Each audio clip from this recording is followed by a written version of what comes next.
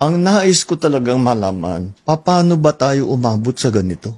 Paano nga ba? Hindi nga Bakit maging ganitong ka-massive yung corruption? Sa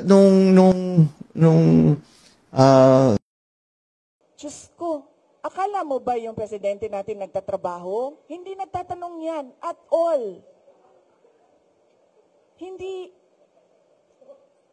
I swear to the flag, si BBM, hindi yan siya. Nagtatanong ng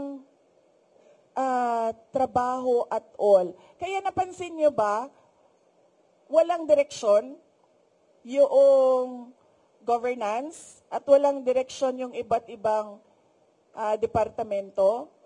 Bakit? Kasi he doesn't give he doesn't command. He doesn't command, he doesn't ask, he doesn't say that, look, there's a Philippine development plan and what are you supposed to do about this? Akala nyo ba yung ginawa ko sa DepEd, galing yun kay Bibi? Hindi, akin yun. Lahat. Kasi he did not give any orders at all. So pag upo ko doon, sabi ko sa mga kasamahan ko, sa mga USEC at ASEC, I think this is our show. Kasi walang participation at all ang Pangulo. So gagawin na lang natin kung ano yung dapat na gagawin para sa edukasyon dito sa ating bayan. So we created the Matatag Agenda. We followed through with the Matatag Curriculum. At unfortunately, hindi kami natapos kasi, yun nga, nag-decide ako na I don't deserve the attacks that were thrown at me by the administration.